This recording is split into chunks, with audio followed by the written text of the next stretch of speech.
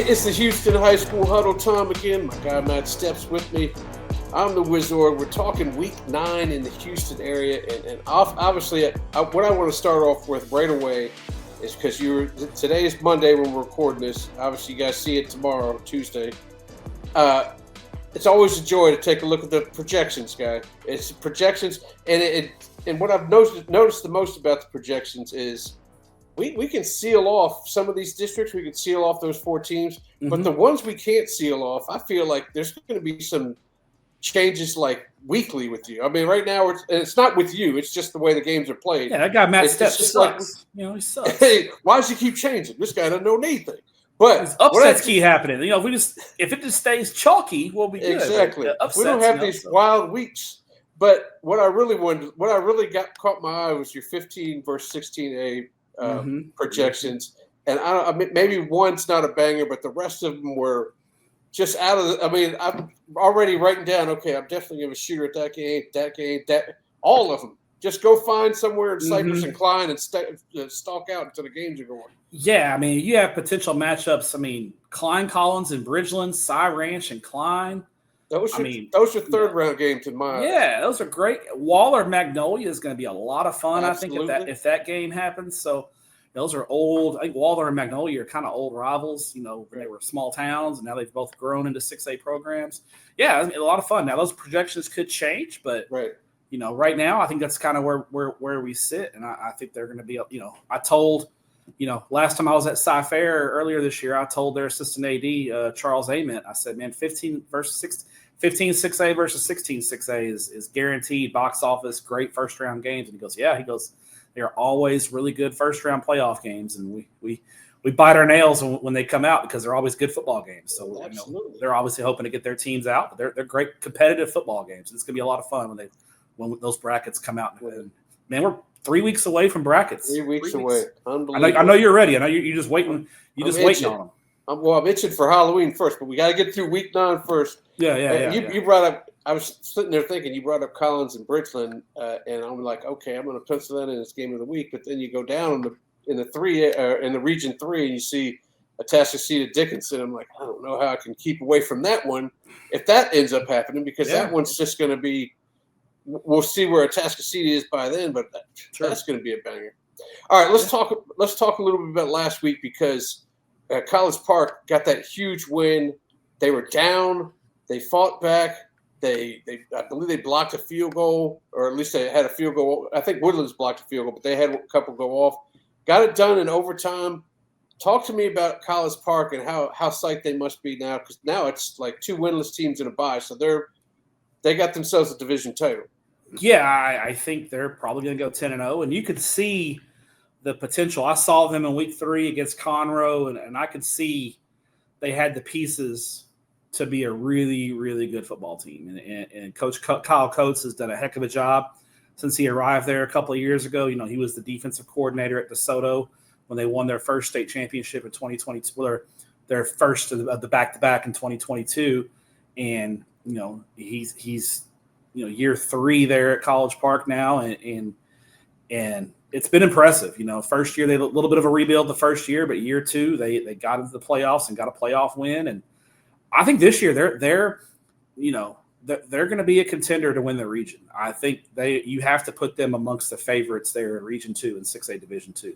They've got all the pieces. They're a complete football team, and they've got leadership at key spots, and they have the perfect mix of talent and program kids, and their coaching staff does a great job. Listen, this College Park team is going to be real dangerous come playoff time, and I think a possible third-round matchup with DeSoto potentially would be great. It'd be unbelievable. It'd be a great football game. There'll be some points right there. Yeah, and there's some ties there with Coach Coates being a former DeSoto assistant. So maybe they'll be more agreeable on playing it in Waco instead of having me send somebody all the way down to Alamo Dome like we used to do with Willis and but maybe Austin, because both Coach Mathis and Coach Coates have Austin ties. So that'll work too. Long way away. We're projecting out a long way, but I'm just saying College Park is a legit regional title contender.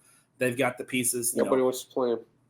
Yep. A team that everybody used to want to play, but not anymore. That literally they score, they won the game. Listen, I'm getting off of spring's back starting right now. Week 10 and 11, I won't say a word about spring. Yeah. But not only they scored, they put up 19 and they got a victory. They got to win. Congrats to Coach Strange. And those guys have had a really tough year, Right. and it's been a challenging year for them. And I'm happy for him. He's a great guy, and happy for those kids that they got to win. So congrats to the Spring Lions. I don't know if we're going to talk about them the rest of the year, but today you get your flowers. We'll pull a Diggs and give them some flowers. They deserve it, and congrats to those guys. I was going to ask, are we done now with is there one team that still hadn't scored yet?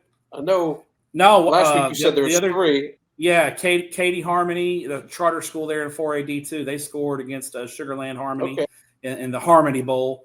And then Valley View up there north of Dallas, they got beat 71-6, but they got 6. They scored. All right. They got that 6. So everybody's got a point. I like to hear that stuff. Boy, I should have had you pick that Katie Sugarland, that Harmony Bowl. I had you pick it last year, and you're like, don't do this to me. Don't do this to me. I did it to you.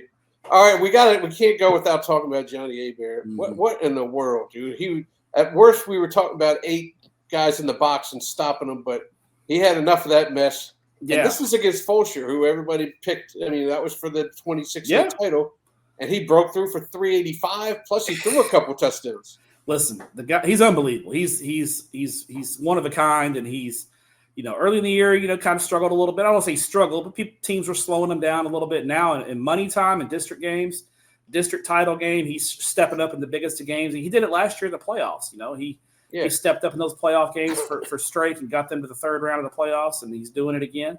And, there's not much more you can say other than he's an unbelievable high school football player, and he's been a pleasure to watch.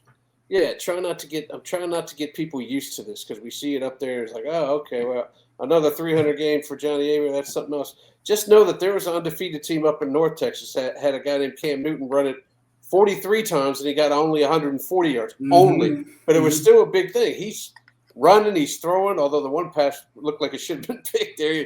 He kind of just chucked that thing away, but it doesn't matter. No one's going to remember. They're just going to remember the touchdown pass, Exactly.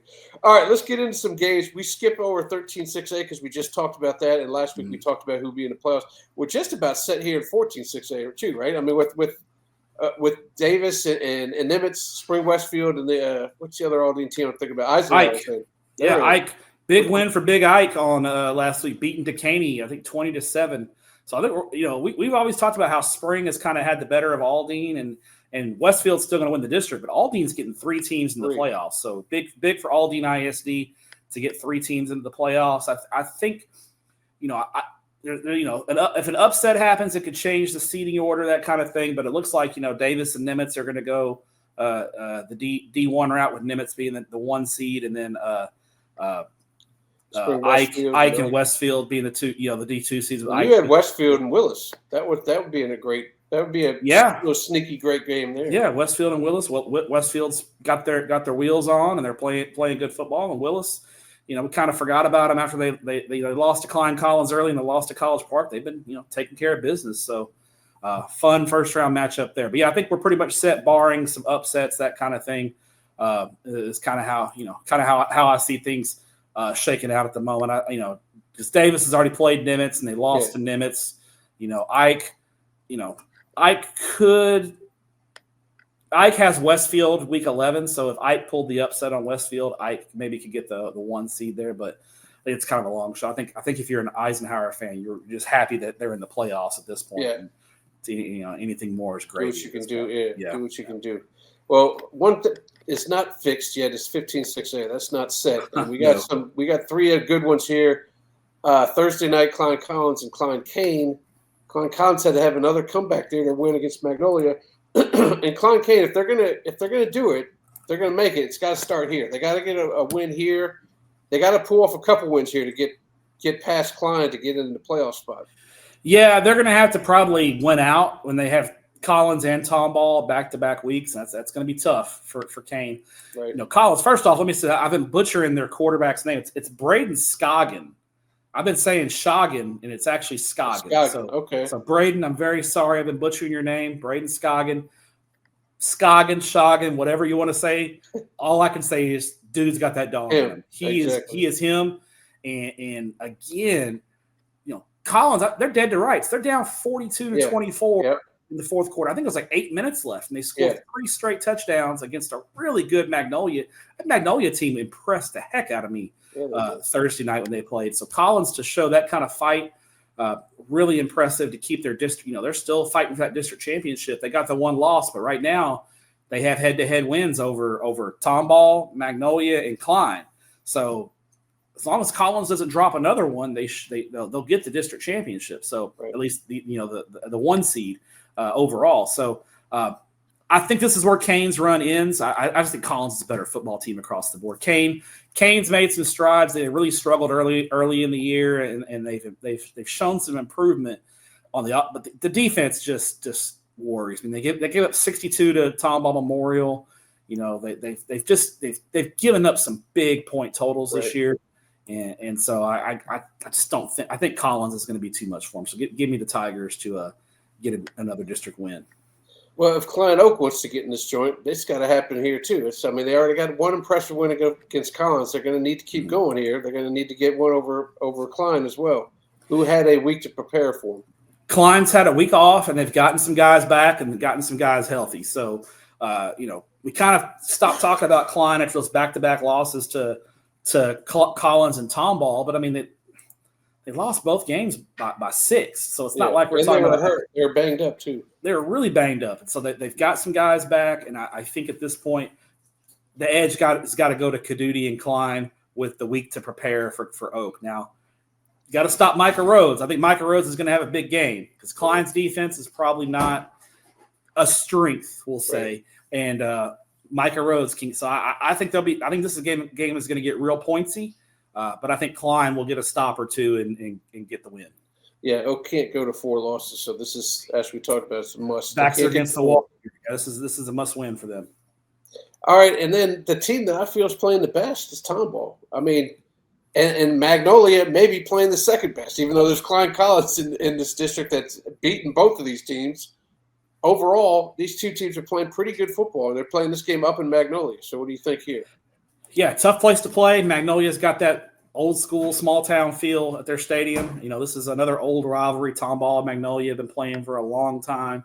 And, I think Magnolia has got to make sure they don't let the same game beat them twice. They got to make sure that this game doesn't beat them twice. Tomball's been rolling since the loss to Collins. They've won 4 straight. And the offense has been cooking, scoring, no less than 34 points in every game. So I think this is huge for seeding too. I think both these teams are probably going to be Division II. So I think if you look at it, I think you've got to give the edge to Tomball here in this one. I think Tomball gets the 1 seed in the Division II bracket. All right, well, let's go to 16-6A, and let's talk about Cy Lakes because this may be their chance to. They got to pull off an upset here to get themselves off of that loser's bracket there if they want to have a outside chance of making that Waller game, that Waller loss not hurt as much, try to get in the postseason here. But, man, that's a tall order right here.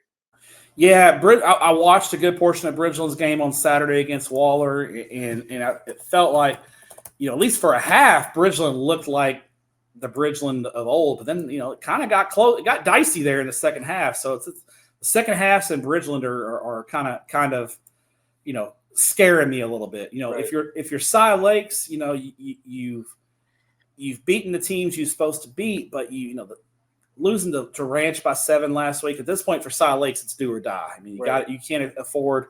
They close. They got Springs and they basically have 3 playoff teams in a row here in Bridgeland, Langham Creek, and Springs. That's where it's going to start. Probably going to need to take 2 out of 3 at minimum. So they're going to be playing for their lives. I was impressed that Lakes gave Ranch a tight game, and I was high on Lakes preseason, and I think Tyrone Carter's done a good job. But Bridgeland's got a little too much. I think Bridgeland's going to get off to that quick start. It may be similar. Maybe Bridgeland getting off to a big lead early and then kind of hanging on down the stretch. That's kind of been the MO for the Bears this year, but I think they'll do it. I think they'll get out to a big lead and kind of hang on down the stretch. If that's where they fit in and to get wins, that's a game plan. Mm-hmm. It's not a good game plan, but it's a game plan that they're happy with. I don't know how long it'll sustain itself, but it's working for now. Exactly. All right, Langham Creek and Waller. Waller's on a 2-game skid here. They kind of want to switch things around.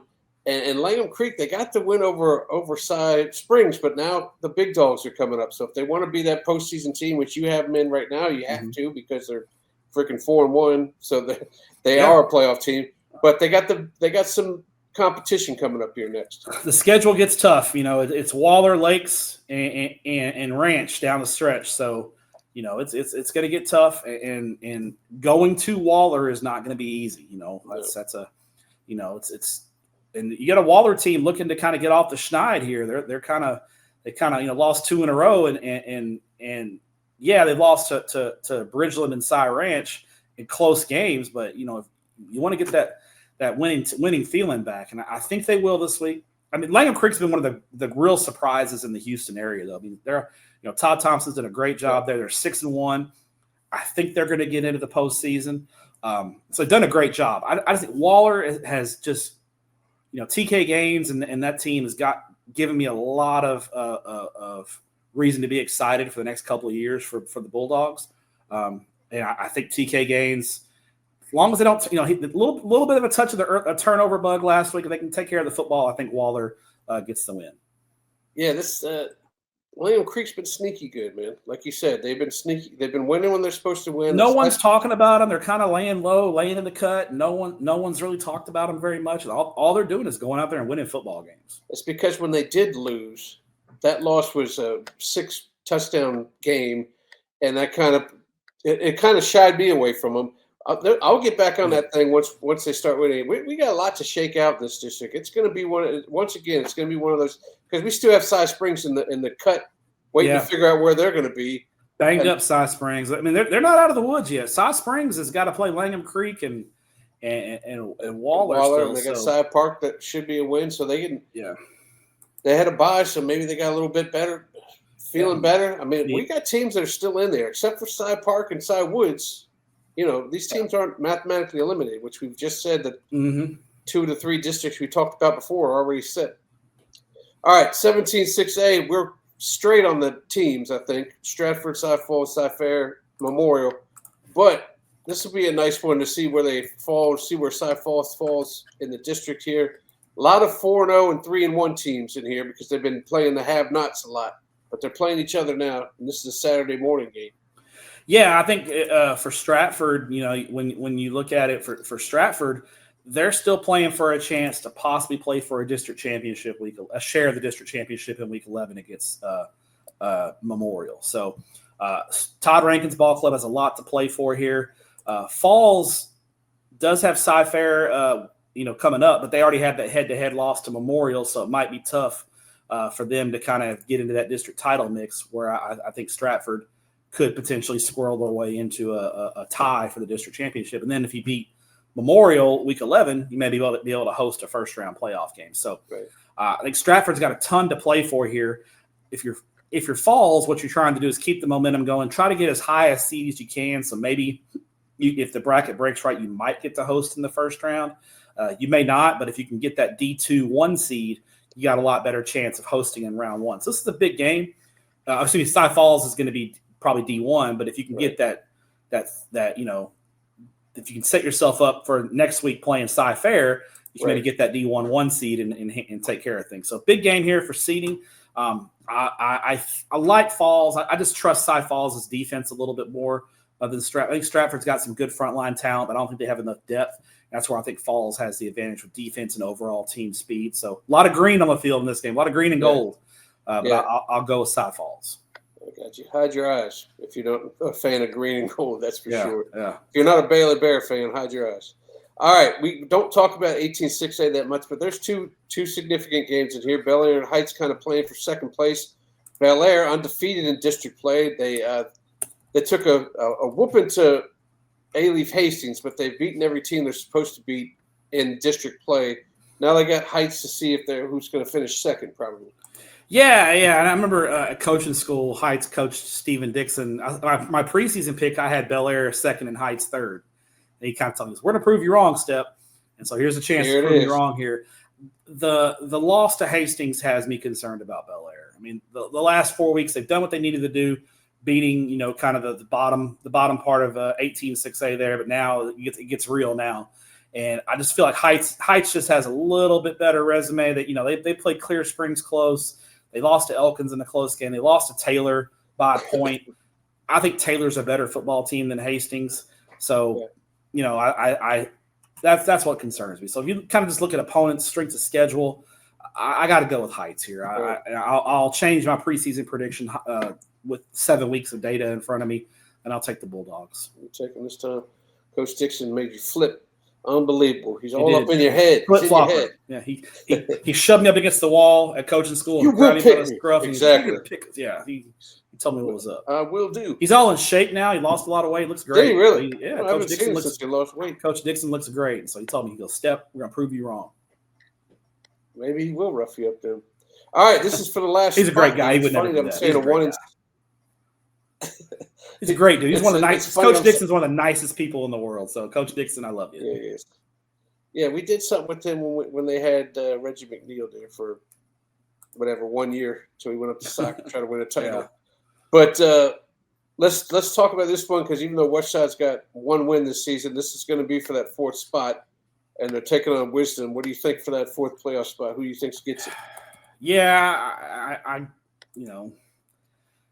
congrats to the team who wins this game. You're going to be getting to play a Week 11 game, but I don't think either one of these teams is necessarily going to be, much of a threat come playoff time. No. But the playoffs mean something. Get them in there. Yeah, a lot of blowout losses between these two teams. It's hard. I'll give the edge to Westside. I just think they have a little bit more depth. So give me the Wolves in this one. But it's going to be a competitive football game. Hey, winner gets into the dance. So they're playing for something here. So I'll go Westside. Gotcha. All right, 19-6A. Katy proved what they had to prove by coming back and taking care of Jordan. And when they came back, they all gas, no brakes in that second half. They just took care of business. So they're in. Jordan's probably in. And you kind of predicted the Tompkins loss to Cinco. I thought Cinco might pull it off. Or excuse me, I thought Tompkins might pull it off. They did not. So now they're sitting at 3. They're going to get 4 losses here when they play Katy coming up. So it's looking good for Mayde Creek if Pato loses to Jordan at the end of the year. They're going to probably lose to Katy. Obviously, Mayde Creek would like to win this game to make it even a better shot for them, right? No, well, actually, Mayde Creek needs to win this football game. They need to win it. Yes, because if they end up in a three-way tie with Pato and Tompkins, because remember, Mayde Creek beat Pato, right? But Mayde Creek lost to Tompkins. Gotcha. And Pato beat Tompkins. So we're looking at potentially all 3 of those teams being tied at 4-4. Okay. I was looking at the situation as if one of the teams manages to get out of this regular season with just three losses in district play, then that's the team that goes. But it's going to be difficult. Well, Pato and Jordan Week 11 could be huge, right? Because Pato and I'm still on the fence with Jordan. I don't know what they have. Tanner West being hurt has really affected them, but they played Katy tough for for a half, so it's kind of interesting to see how this thing plays out. Mayde Creek, they need to win this football game, because if they lose, they still have to play Katy, and so you're probably looking at 4 there, at 4 losses, and then probably being on the outside looking in.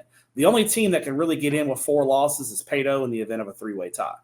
Everybody else needs to win a game again. So Mayde Creek, this is their chance. If they can beat Cinco, they can get out of that 4-loss potential and get into the playoffs. Having said that, will they do it? I don't know. It's a good question. Mayde Creek has their speed and athleticism. Chad Nelson on offense is really dynamic. Jamal Jones had a good game last week, and that game against Morton Ranch, it was 13-6 with 5 minutes left in the second quarter. And then Mayde Creek scores 27 points in like 3 minutes. It's 40-6 and it's over. Right. So Mayde Creek is really explosive. They can make plays. They're going to have to be explosive against Davis Roop and that Cinco Ranch offense. Cinco Ranch, Tompkins threw the kitchen sink at Cinco Ranch last week because Tompkins knew they needed to get that win. And it was 28-28 late in the game. And then, you think Davis Roop late in the game is going to beat you with his arm. And the Red Seas just part, and Roop goes right up the middle for a 36-yard touchdown to win the game with 2 minutes left, less like 1:50 left in the game. And so huge win for Cinco Ranch. Cinco Ranch is playing for a lot here because if they can keep that number 2 seed, even if Katy goes Division I, if Cinco Ranch is number 2 in district, even though they'd be the D1 2 seed, right, they'd still have a really good chance of hosting a first-round playoff game. Okay. So, because of the second-place finish in district. So Cinco's got a lot to play for. I think May Creek's going to throw the kitchen sink at Cinco Ranch because this is their season, in my opinion. May Creek has to win this football game to get into the playoffs. If they don't win it, I think they're not mathematically done, but they're done. Right. So I think May Creek's going to throw the kitchen sink at them, but I think in the end, this Chris Dudley's ball club's just got a little something, some magic working for him. So I'll take Cinco. Playing ball. Okay. Interesting. All right. We'll go to 26A. Not a lot of great games here, but George Ranch picked himself off the map with that big win over Elsick last week. Got him by 9. We got Straight Jesuit as the district champion. Fulshear probably coming in second. But now we got a lot of teams with 2. And we got to figure out which one of those are going to make it. Is George Ranch now back on the table to get in the postseason with that big win over Elsick? What do you think? You got to unmute yourself and then tell me what you think. Sorry, not quite. He was cursing, so I didn't know what was happening. Yeah. I had to mute. Not quite. Because they have a max out loss to Foster. Okay. Foster beat him by 22. Okay. So you have a 3-way tie scenario here where Elsick beat Foster beat George Ranch beat Elsick. So they've all beaten each other. Well, in a 3-way tie scenario, Foster's max out win is going to have them as the 3 seed.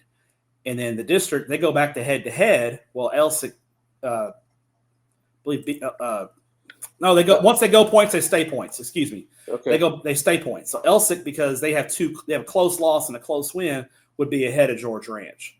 So George Ranch right now have to beat Fulshear this week to get in. If they don't beat Fulshear this week, they're probably going to be out. They'll win their last 2, but they're probably going to end up in a 3-way tie, and they'd be on the outside looking in of a 3-way tie. If my understanding of the district tiebreaker rules is correct. And I double checked with Shea Rodriguez last night, and he confirmed that if it was a 3-way tie, Foster would be the 3, Elsick would be the 4. And we got no faith really in A-Leaf Taylor throwing a wrench in the works at all. No, not with who they have left here. No, I think George Ranch is going to have to beat Fulshear this week, and maybe they can. Fulshear's got some guys beat up. They got some guys out with some injuries. They had, maybe George Ranch figured it out and can get them. So I think George Ranch has to win this week against Fulshear to get in. All right. Well, at least they showed us some life here. and 21-6A, I think we figured out that Bush is probably that fourth team behind. Them.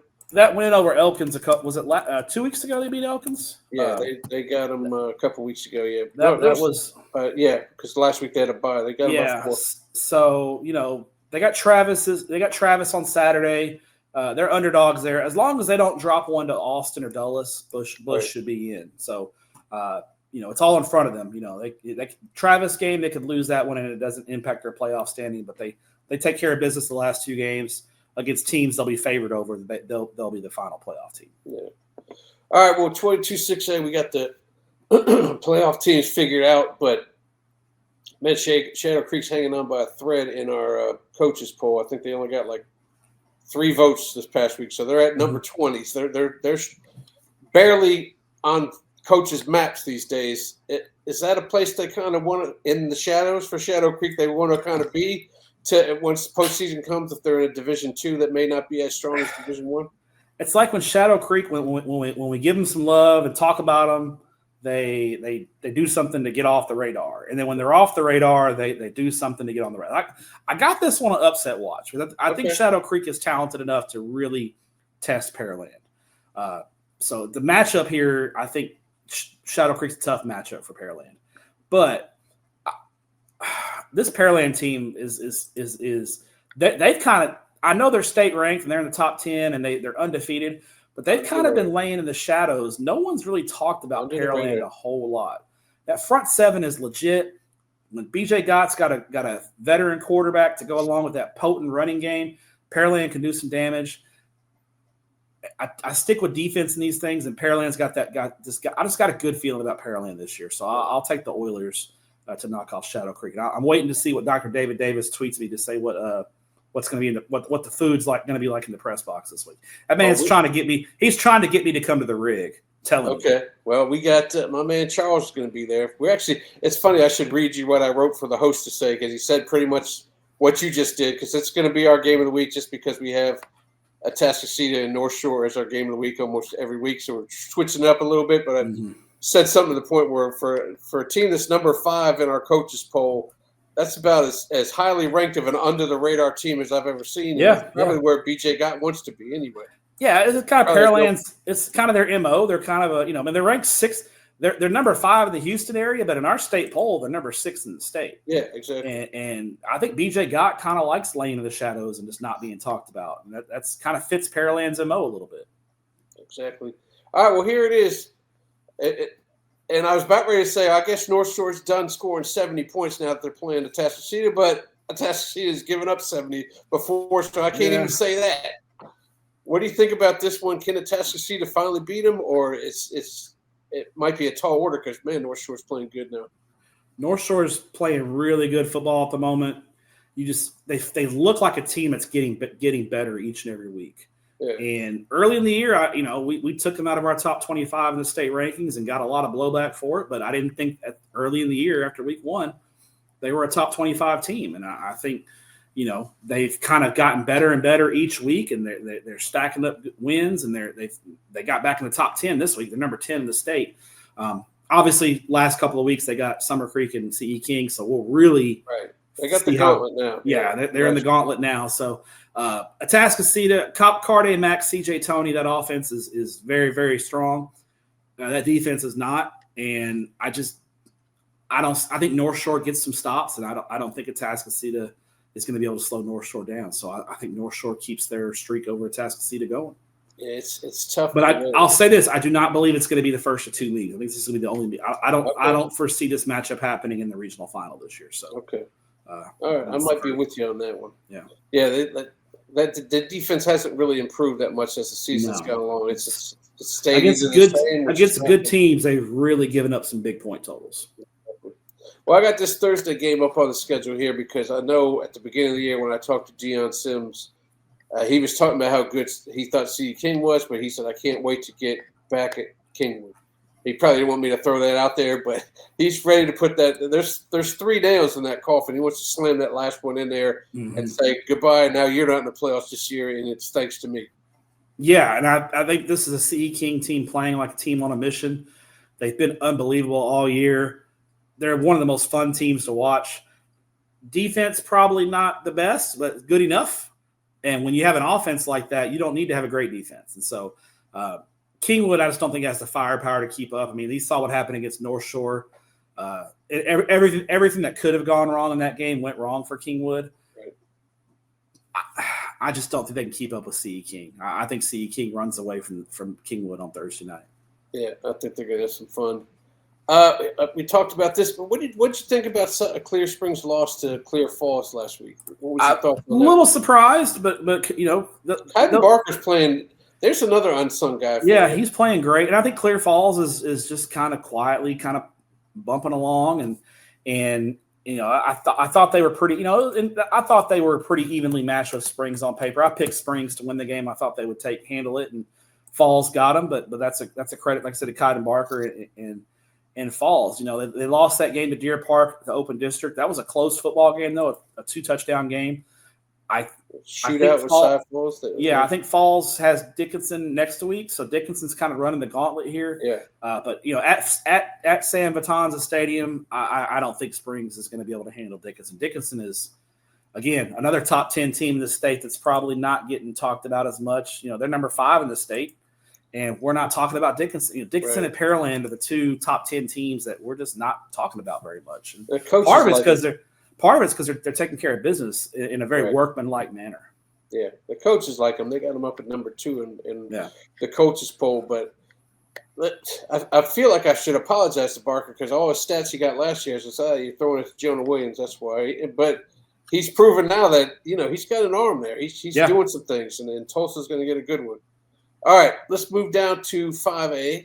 And granted, I'm not really claiming Port Arthur Memorial until we start losing teams. Until like week 5, all of a sudden, Port Arthur's Houston. But this is going to have significant fallout for some of these other teams here. So tell me what you think about this one, because Port Arthur Memorial is just having their way with everybody in the district and everybody in general. Yeah, Brian Morgan's got a really good team there at Port Arthur this year. Tank King, their linebacker, committed to A&M. Amante Martin at running back. They've got a lot of pieces there at Port Arthur, and they're undefeated, state ranked. They've taken care. It took care of Barbers Hill 2 weeks ago, easy. They took care of Beaumont Westbrook last week in relative easy fashion. I think if Port Arthur wins this one, you could basically give them the district championship at this point, and they're probably going to go 10-0. But it's tough. They got to make a long road trip up to Lufkin. At Abe Martin Stadium, Lufkin is a tough customer to beat in the Piney Woods. You have to go up to Lufkin and play. That's tough. Lufkin's a little beat up though, and I just don't think they have the potent offense that they need to keep up with Port Arthur. I think eventually Port Arthur pulls away here. I like the Titans by about 13, and I think they're Region 3 and 5A Division 1 all of a sudden is going to get real fun. We got Angleton, LaPorte, Port Arthur Memorial, a couple of really good teams out of the Austin area. You still got A&M Consolidated out of College Station. It's going to be a fun playoff run when the brackets come out in a couple of weeks. This district is looking more and more like what we talked about last week. It's going to come down to that last game between Westbrook and Barbers Hill. I don't know if that Baytown Sterling win, it was a significant win, but, man, I don't know. I think they're going to pick up number 3 when they play Port Arthur Memorial, and it's going to end up, is it going to end up biting them in the ass? Maybe not. It's going to if they can get Westbrook to beat Barbers Hill at the end, right? Maybe it won't bite them in the ass because they got the head-to-head. Well, if Barbers Hill loses to Westbrook week 11, that would put them at I believe 3 losses, and then Sterling would have 3, and if they can beat Beaumont United. And I think Lufkin lost to Barbers Hill, and we'll assume Lufkin loses to Port Arthur. So they'd only have 2 losses. So and then Westbrook, here is probably only going to finish with 2 losses to Lufkin and Port Arthur. So that's if Westbrook beats Barbers Hill. I'll say this: if Barbers Hill loses to Westbrook in week 11, they could be out of the playoffs. Like it looks like right? At that point, Baytown Sterling would be back in the mix with the tiebreaker head-to-head over Barbers Hill. So Barbers Hill is probably going to need to win that last game against Westbrook to feel secure about things. And so and Westbrook's a good team. Westbrook's not bad, and that game is in Beaumont, so they got to go over to Beaumont and play that game. That's going to be tough. So yeah, that's going to be. I bet a bunch of coaches from Sterling will go over there and watch it too, hoping for Westbrook win, because that's the way they're going to get in the postseason. Yeah, I mean Barbers Hill, they got Ball this week. They should win. They'll be 3-2. And then they got the last game against Westbrook. So where Sterling's 2-2 right now. Yeah. Well, if Sterling's excellent round and loses to United, well then it won't mean as much that last exactly. game. Sterling and United. Week 11, Sterling versus United, Westbrook versus Barbers Hill. You got to wonder if you're a Sterling fan, you got to think United probably be eliminated from the playoffs, and they may not have a lot to play for. So still a lot to be decided here in this district, though. Absolutely. All right, 10-5 A Division 1. We got the playoffs are just about set here, I would think. I think we got Madison in there. We got Waltrip in there. We got Westbury in there. By the way, that Waltrip-Westbury game was sweet last week. Westbury ended up pulling away there by a couple of touchdowns. Sterling's probably the last team, it looks like, unless some things go a little bit wonky, because they've already beaten Galena Park. Yeah. They got Milby this week, and I think if Milby beats Sterling, they could potentially throw a wrench into it. The problem is Milby got blown out by Galena Park, so that may be good for Galena Park if Milby wins, and not so good for Sterling or Milby. So I think Sterling handles Milby. Milby's got a really good receiver that's put up some huge numbers this year. We did a story on him.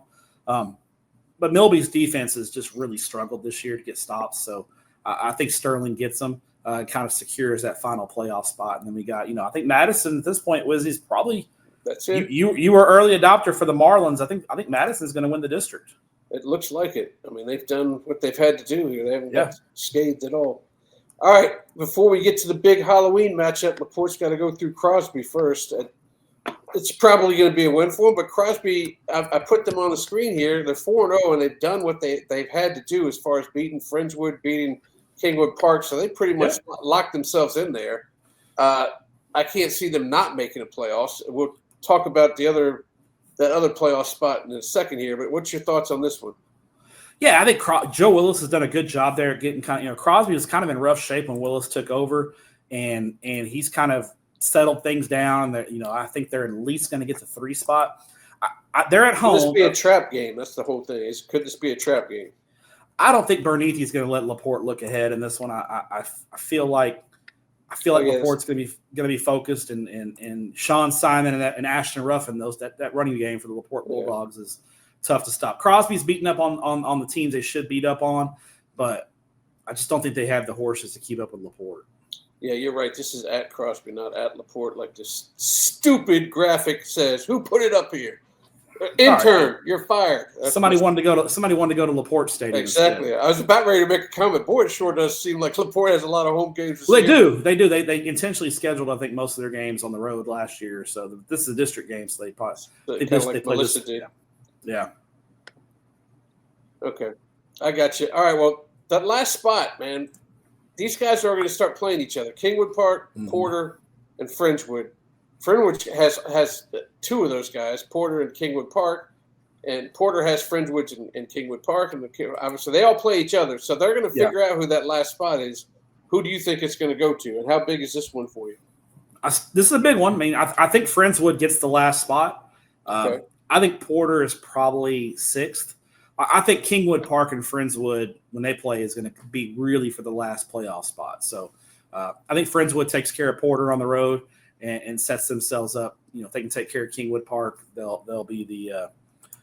I think they'll. And that game I think is next Thursday. So if you need a Thursday game to shoot, Friendswood at Kingwood Park at Turner Stadium might be the game. I think that's going to be your straight up game for the forced playoff spot. That's going to be a packed schedule next week, because next week we also see in 5A Division II, we see P&G going into Montgomery, which will be for a district title. But we also have Huntsville and Lake Creek who can make some noises here and get into the postseason. They don't want to get to that 3rd loss. And both of them have 2 losses in district. You don't want to get to 3. It just makes your road that much harder. Yeah. Obviously, I mean, West Fork's at 2, but it's 2 wins over teams they should have probably beaten. Yeah. I don't know if they should have beaten Nederland, but they did anyway. But it's still not compared to these 2 guys. This game, I think, for 3rd. I think this is the Avoid Texas High Bowl. Gotcha. And man, Huntsville's been disappointing. They probably should have lost last week to Dayton. I mean, Dayton had them on the ropes and kind of let Huntsville off the hook a little bit. Huntsville just hasn't put it together. They put it together for one half. We saw how good they could be when they for a half. They looked like a top 10 team in the state because they handled P&G for a half. The problem is football games are 2 halves and not 1 half. Right.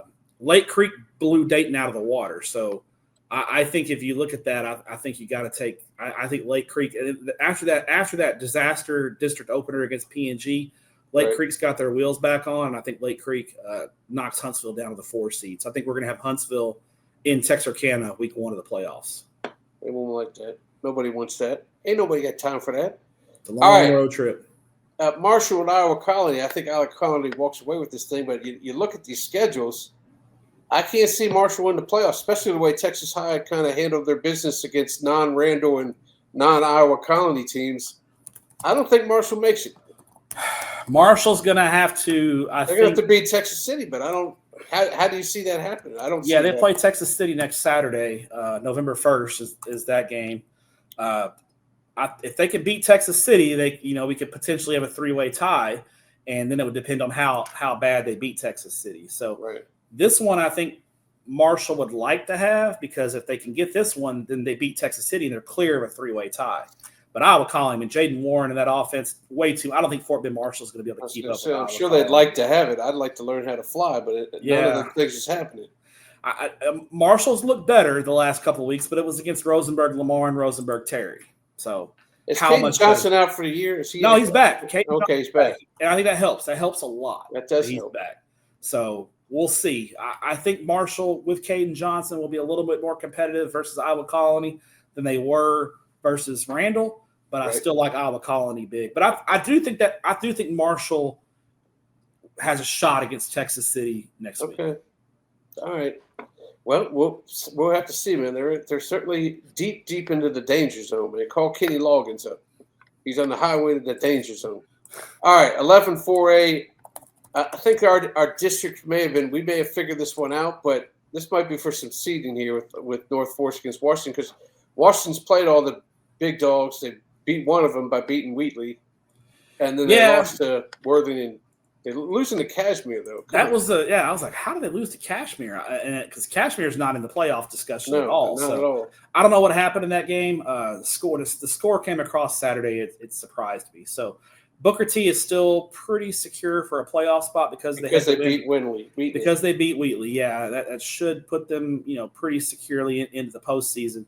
Or so I think this would help with the seeding for Booker T to try to avoid playing, being the 4 seed.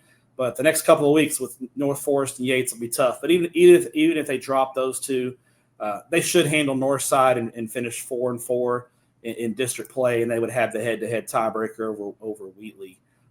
Unless the only problem they'll have is if Wheatley sweeps Worthing and Cashmere to get to 5-3. So, so Booker T needs this one to possibly avoid that tiebreaker scenario, but it's not a must-have.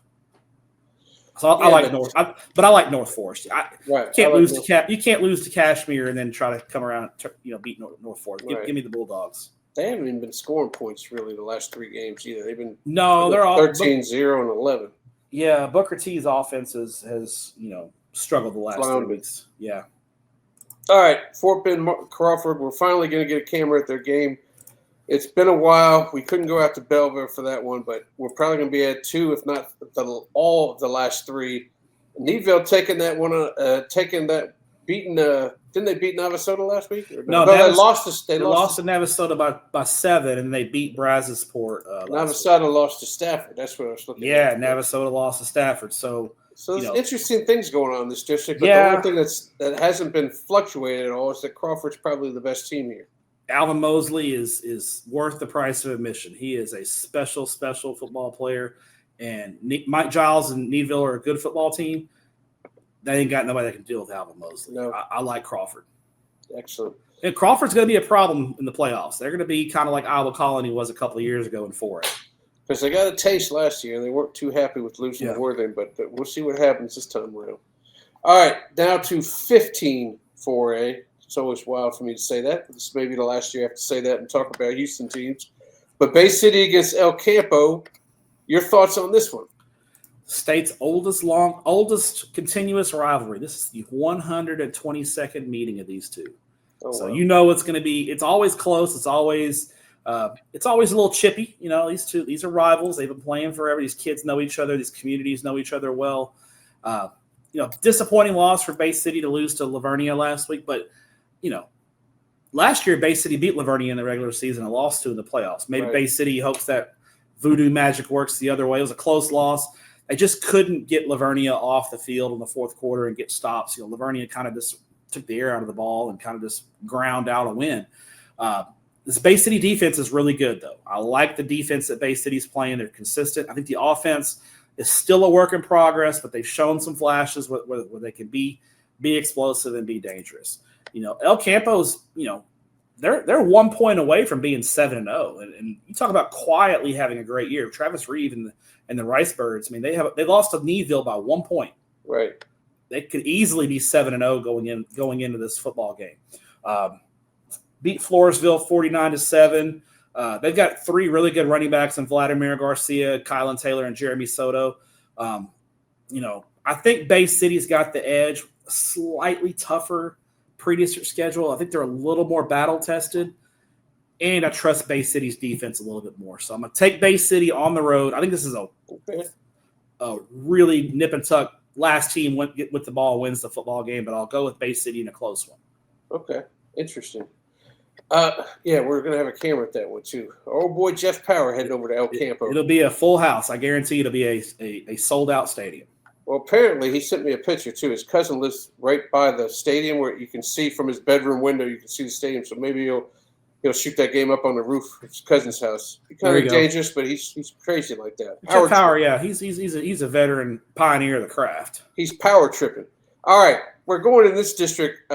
So we got 7 teams in 10-4A Division II, Two of them are complete non-factors. And so that leaves and Lamarck is playing some serious ball. So is West Columbia. They're undefeated as well. Lamarck's just crushing everybody. So it's going to come down to 3 teams for 2 spots, Brookshire Royal, Sweeney, and Wharton. Sweeney is already behind the 8 ball because they've lost to Royal. They got to somehow use their home field advantage here to beat Lamarck. I don't think it's going to happen, but Stepp is here to tell us how it is going to happen. Well, if it does happen, it's because Sweeney with that slot T offense just keeps Lamarck off the field. Okay. If they don't, Lamarck's going to run away with it. Wade Oliphant's done a really good job. You can kind of see in the summer the signs of Lamarck kind of having they had a really good 7-on-7 season this summer. They went to the state tournament and they kind of showed some signs they were coming along, and they've done a great job. I mean, that beating Brookshire Royal 63-21 is dang impressive. Yeah. So Lamarck, I think at this point we're looking at a showdown week 10, Halloween night, another great game Halloween night, Lamarck and West Columbia. It's going to be fun. I like the Cougars in this one. It's good to see Lamarck back playing good football again. So give me Lamarck. I believe the last time I saw Lamarck live, wasn't my man Jonathan Gray running for like 8 touchdowns against him, or was that? Yeah, in the state. That last time Lamarck made the state championship game, they lost to Aledo, and Jonathan Gray had a Jonathan Gray performance. I shouldn't be bringing that up on this podcast. There's another one I couldn't bring it up in. Sorry about that, Lamarck fans. Let's go. All right, Sealy and Madisonville. Sealy had a couple weeks away from that Belleville loss. So they got one on the ledger there, but they came back good against Giddings. Meanwhile, Madisonville doing what they're supposed to be doing here. But they're going to have Sealy and Belleville back-to-back weeks. Yeah. I think Sealy, that Belleville game might be – Belleville, sometimes a loss can be a good thing and kind of wake you up and kind of get you out of that complacency. And I think that's what happened with Sealy. Looked great last week. Kane Killow and that offense got, just picked right back up where they left off after the tough game against Belleville. Madisonville's a good team. They're dangerous. They're really athletic. So that's Sealy's got to keep an eye on that speed. I think Madisonville will get some points, but I don't think they can stop Sealy. So I think Sealy wins a relatively high-scoring football game. All right. Here's one that we always have on the show. Back when the boys from Bally's were still around, they'd always feed us this game, but now they're not around, so how am I supposed to get it? I'm supposed to go shoot it? I can't make it to Columbus. Although they're supposed to have a good restaurant down there. You told me the Shobles. Yeah. I need to get down to Shobles. You need to go. Hey, listen, you can get your big back season on at Shobles, man. That's good food at Shobles. I got to have that. I got to get down there at some point. But let's talk about this year. Who do you got winning this game? Get you some buttermilk fries. Oh, nice. That sounds interesting. Buttermilk fries they're legit. They're legit. Right. Yeah. So Columbus. We got to start talking about Columbus. Last year was all about offense. Yeah. Schobel and Grayson Rigdon. This year, it's the defense. Columbus's defense has been legit. They went down to Yoakum last week and really held a good offense in check, beating them 28-10. Hitchcock's a good team, and I like what Craig Smith has done this year with a relatively young offense, leaning more on their defense. I don't think this game is going to be anything like last year's kind of crazy shootout. I think this game is going to stay in the 20s. I like Columbus in this one. I think the Cardinals have found something, and Hitchcock. It's gonna come down to that game against Yoakum for that 2 seed. I think that's a pick 'em game right now. But I think Columbus gets the win here and gets and basically secures the number 1 seed. Okay. Well, let's finish you off with some more 3A action, Division 2. East Bernard against Brazos. Tell me your thoughts on this game. Brazos has got the hefty record, and they're putting up ridiculous amounts of points, but who have they played? You tell me. They didn't do very well against Tidehaven, but guess what? Nobody does. Yeah, nobody's doing well against Tidehaven. I think, Coach Patrick Oliver's done a really good job, and this is another team that we kind of saw in 7-on-7, and they had a good summer, and they went to state and had a good performance. And Coach Oliver told me, he was like, hey, watch out for us when the season starts. And they're 7-1. They're doing some good things. I think East Bernard's going to be a little too much for them. But I think Brazos is pretty much, with that win over Bowling last week, kind of locked into that 3 seed there in that district. So I think there's a chance we could see Brazos getting out of the first round of the playoffs. But I think they're just in a little too deep of water here with East Bernard. Yeah, trying to stay afloat, that might be too difficult. But that's good for them to get a postseason spot. All right, Matt, let's finish it off. Tell me where you're going to be stepping out. Thursday night, I will be in East Texas. I'll be in Hawkins, Texas, which is a little bit northeast of Tyler. for Beckville and Hawkins. Big game in District 10 2A Division 1. And then Friday night, I'll be in Prosper. Big game. Maybe the best game in the state of Texas Friday night at Children's Health Stadium between undefeated Allen and undefeated Prosper. I'm expecting a full sellout for that football. That'll be a big one. I think it's going to be a sold-out stadium. And then Saturday, I'll be in Houston at the 11 a.m. game at the Berry Center, Stratford and Cy Falls. So H-Town, nice. I will see you guys on Saturday for Stratford and Cy Falls. Any chance for a doubleheader there or no? No, I couldn't find them. There might be a late game. I don't think I found one though, but I don't think there is a late. I thought there might be like a 4 o'clock 80 or something like that. Yeah, not this week. I don't think so, but I'm gonna double check. Okay. Chance to catch 2 games. Nice sneak them somewhere. You never know. 11 a.m. You might be able to catch the second half of a 1 o'clock game. There you go. You don't mess with that kind of stuff. All right, buddy boy. I appreciate it. Next week is week 10, and we already teased it a little bit. We talked about all the great Halloween matchups. Well, Stepp will be going in depth on those matchups next week. So make sure you tune back in. Appreciate it, my man, and we will talk to you later. Talk to you next week.